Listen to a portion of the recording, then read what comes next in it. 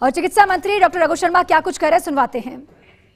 या अस्पताल का पीएमओ और उस जिले का सीएमएचओ, ये सब मिलके प्राइवेट हॉस्पिटल्स में भी रेमडेसिविर इंजेक्शंस की सप्लाई सुनिश्चित करेंगे। जितनी आवश्यकता हो, हर जिले में एक कमेटी बनी है, वहाँ से आप ले सकते हैं। इंजेक्शंस की कोई कमी नहीं आने देंगे, लेकिन हर व्यक्ति रेमडेसिविर को ये मानता है कि इसके मिलने से ही मैं ठीक हो जाऊंगा, जबकि डॉक्टर्स की ओपिनियन का भी हमको ध्यान रखना चाहिए कि रेमडेसिविर किस परिस्थिति में कब लगाई जा सकती है, कब लाभदायक हो सकती है। उसके बावजूद कोई कमी नहीं है। वैक्सीनेशन हमने शानदार किया है, पूरे राजस्थान में बढ़िया स्टोरेज कैपेसिटी है। अब भारत सरकार जितने वैक्सीन हमको उपलब्ध कराएगी, हमारी पूरी तैयारी है। एक दिन में पिछली बार भी हम 5,81,000 लोगों को वैक्सीनेट किया था हमने। फिर हमारे पास वैक्सीन कम पड़ गए, फिर भारत सरकार से मांग की हमने, फिर उन्होंने वैक्सीन दिए। तो ये निरंतर चलता जा रहा है। जितना वैक्सीन हमको मिलेगा उतना हम वैक्सीनेट लोगों को कर देंगे। रहा सवाल 18 साल से 45 साल के लोगों को वैक्सीन देने की बात है, जो 1 मई से प्रधानमंत्री जी ने बात कही है, तो जो सीरम इंस्टीट्यूट है जो ये वैक्सीन प्रोवाइड करती है, वहाँ हमारे अधिकारियों ने बात की है। तो उन लोगों ने कहा है कि उनके पास केंद्र सरकार ने जो आदेश दिया है पहले की कैटेगरीज वालों को वैक्सीनेट करने के लिए, उस ऑर्डर को पूरा करने में ही उनको 15 मई लग जाएगा।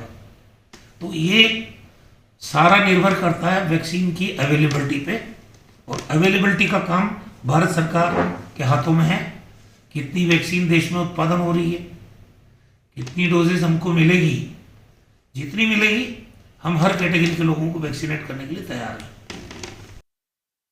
तो चिकित्सा मंत्री डॉक्टर रघु शर्मा ने कोरोना की स्थिति पर किस तरह से राज्य सरकार के द्वारा कदम उठाए जा रहे हैं उस पर स्थिति को स्पष्ट किया। साथ ही उन्होंने ये भी किया कि जो भी वैक्सीन हमें मिल रही है हम उसे जल्द से जल्द आम जनता तक पहुंचा रहे हैं। भारत सरकार के द्वारा हमने फिर भी पता किया कि 1 मई से जब प्रधानमंत्री जी ने घोषणा कर दी तो राज्य में वैक्सीनेट करने का दौर शुरू करना है हमको। तो सीरम इंस्टीट्यूट से हमारे अधिकारियों ने बात की। उन्होंने ये कहा कि भारत सरकार ने जो पहले के हमको ऑर्डर्स दे रखे हैं, 15 मई तक तो हम उन ऑर्डर्स को ही पूरा नहीं कर पाएंगे, आपको वैक्सीन कहाँ से दें। तो अब हमारे सामने सवाल ये उठ रहा है, 1 मई से जो 18 साल से 45 साल के 3 करोड़ 13 लाख लोग हैं हमारे, उनको कैसे वैक्सीनेट करें। अब दूसरी बात आती है ऑक्सीजन की। अब आप बताइए, ऑक्सीजन के एलोकेशन में भारत सरकार ने जिस तरह की नीति अपनाई है, हमारा उसके प्रति ऑब्जेक्शन भी है, शिकायत भी है।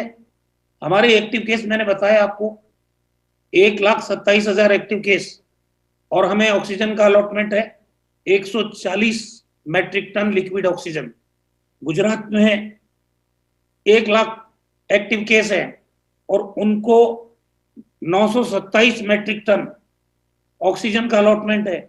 सारे राज्यों में मध्य प्रदेश को एक्टिव केस है 89,000, लिक्विड ऑक्सीजन 583 MT। ये जो स्थितियां बनी है, जहां जहां आज हमारी सबसे बुरी स्थिति हो रही है, बेड हम लाख कर लेंगे डेवलप, 2 लाख कर लेंगे, 3 लाख कर लेंगे। अभी हमने एक सेंटर 5,000 बेड का डेवलप किया है, लेकिन ऑक्सीजन कहां से लाएंगे। ऑक्सीजन की हमारी खपत 250 MT की तो अभी है, और 30 अप्रैल आते आते हमारी ऑक्सीजन की खपत 350 MT के करीब हो जाएगी रिक्वायरमेंट। तो ऐसी परिस्थिति में हमारे पास जो वैक्सीन को ट्रांसपोर्ट करते हैं वो टैंकर भी 23 हैं, जिनकी कैपेसिटी भी किसी की 4 MT है, किसी की 5 MT है। हमें 6 टैंकर आज की तारीख में 30 MT की कैपेसिटी वाले चाहिए, ताकि हम टाइमली जो 140 MT ऑक्सीजन भारत सरकार ने अलॉट करने का निश्चय किया है, 100 MT तो हमारी आयोनेक्स है भिवाड़ी के अंदर उससे, और 40 MT जामनगर से, ये ऑक्सीजन भी हम अपने राज्य में लेके आ जाएं तो बहुत बड़ी मदद मिलेगी।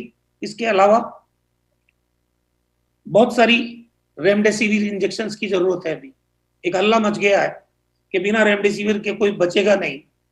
अब आप बताइए कि हमने 1,75,000 रेमडेसिविर की बुकिंग की, रेट कॉन्ट्रैक्ट कर लिया माइलन से, सिप्ला से, कैडिला से, हमें वो सप्लाई देने में उन्होंने मना कर दिया।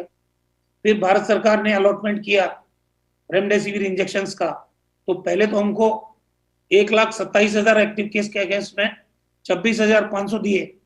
फिर जब कल हमारे अधिकारियों ने उनसे फिर बात की कि रेमडेसिविर प्राइवेट हॉस्पिटल में भी बहुत डिमांड है, सरकारी अस्पताल में भी है, कल उन्होंने 67,000 किया। मिल नहीं रही है, बिल 5,000 के करीब आ रही है पर डे।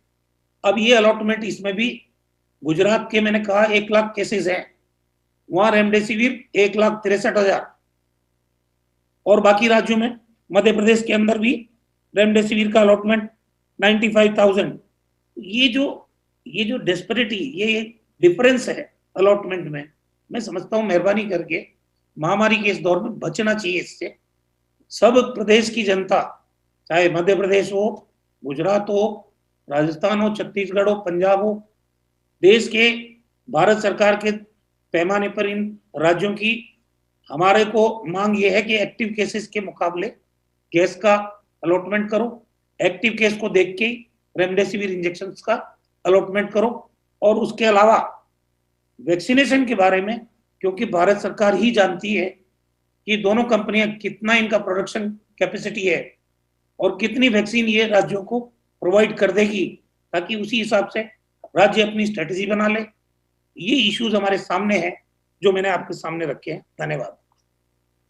तो चिकित्सा मंत्री ने साफ कहा है कि राजस्थान में ऑक्सीजन की भारी कमी है, खपत ज्यादा है, लेकिन जो ऑक्सीजन मिल रही है वो बेहद कम है। साथ ही उन्होंने ये भी कहा कि वैक्सीन आंकड़ों के हिसाब से देना चाहिए कि जो एक्टिव केसों की संख्या है उसके हिसाब से राज्यों को वैक्सीन उपलब्ध करवाई जानी चाहिए। यहाँ उन्होंने आंकड़ों के साथ ये भी बताया कि गुजरात और एमपी को वैक्सीन ज्यादा मिल रही है बजाय राजस्थान के।